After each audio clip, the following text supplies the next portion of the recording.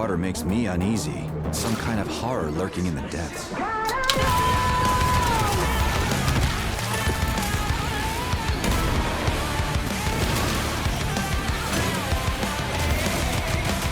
Homo sapiens. Whoa, a talking fish.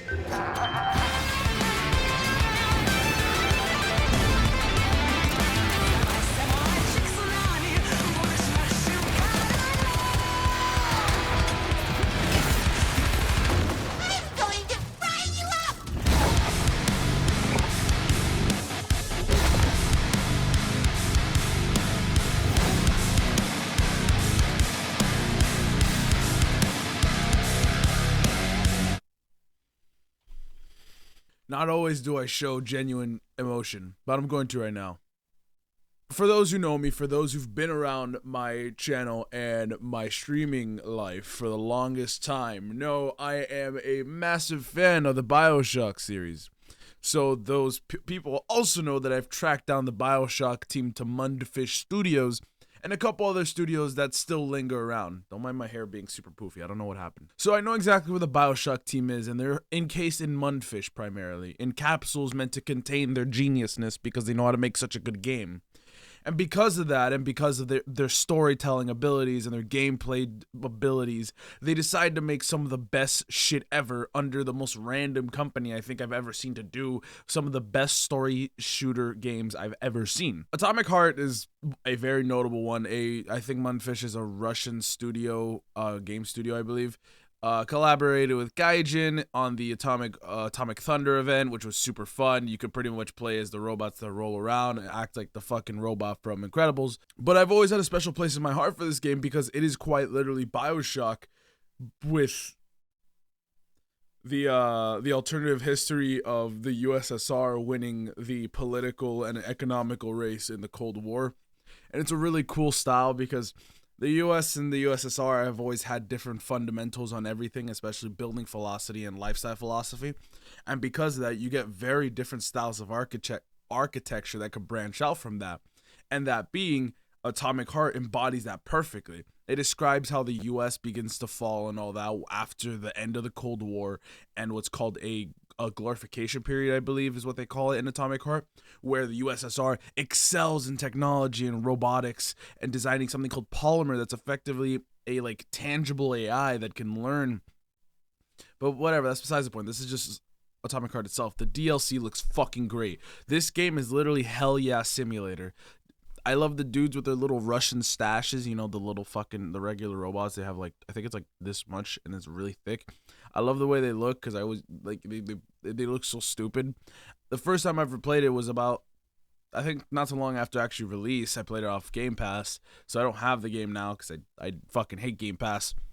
But I very much love this game, and I've loved what the creators have done with it because it's really hard to fuck up these kind of games, and it's really also hard to build more off these games and make it feel meaningful. And consistently, their last two DLCs, I think, because the last one was Trapped in Limbo, I believe, or some shit like that. That shit was really good, and I honestly didn't think any of their DLCs after the main game would have been good at all, just because BioShock had DLCs. They were good, but also not great, if that makes sense. I prefer Infinite over all of them. That's just me, though. The best way I can describe Infinite is like Interstellar. It quite literally has a similar twist of Interstellar. It's like you go through all of this, and in the end, you realize you're the enemy, or you're the one who caused all this kind of deal. You can't tell me I'm wrong. Cooper goes effectively back in time, or through the dimension of time, interacts with himself throughout time to tell him to go back to this position so that this loop is never broken. BioShock, you know, Booker DeWitt finds out he's fucking Comstock in the end, and that he will be Comstock no matter what, and Elizabeth didn't know that until she puts herself into this loop with the portal she could create. The team that worked on BioShock at Mundfish clearly knows how to write some fucking cinema. So, all my faith into them that going forward, if Atomic Heart gets a sequel or another DLC, I will 100% believe in them because their DLCs look so fucking cool. And oh my god, they're just such it's such a good game. When I played it, like it didn't just feel like a very boring like shooter story that has like it's very hollow and it's just like hell yeah, like don't get me wrong, Doom is good, but Doom kind of just lacks in lore. I know it doesn't. I've done videos, well, I haven't done it, but I haven't written the video yet. I haven't finished the video yet, excuse me. But there's a video that I'm working on that involves Doom Guy and a lot of his lore. I know there's a lot of lore, but the gameplay doesn't really intertwine it with that much. It's more so just telling you what there's at face value. And with BioShock, aka Mundfish now, and all the fucking people who used to work at 2K Studios, working on Atomic Heart, they really know how to write story intertwined with their gameplay, because you have, like, for you to traverse this world, it only makes sense if you know the lore. It only makes sense if you know the story. And because of that, there is a very, very heavy, like, I want to say responsibility for making sure story and gameplay are intertwined perfectly, and explaining the most simplest of things, as the robots you fight, to how they were developed, to fucking, like, experiments and, like, surgeries you had on yourself that made you pick up shit like crispy critters and bullshit like that. Like, to those who don't know, the saying crispy critters, I forget the guy's name in Atomic Heart. I call him V. I don't know why. My brain thought of him as V, like from Cyberpunk, but that's besides the point. The reason he says crispy critters is because he had a surgery on himself after an accident in which involved his wife, I believe, or some bullshit he was doing. Remember, his wife is split into two between the two robots, but that's besides the point. One of the surgeons was so, like, petrified after seeing this guy's, like, the way he is. He kept saying crispy critters over and over, and that was programmed effectively into this guy's brain, because he kept subconsciously hearing one of the surgeons say crispy critters, but he mistaken it for something he would always say his whole life.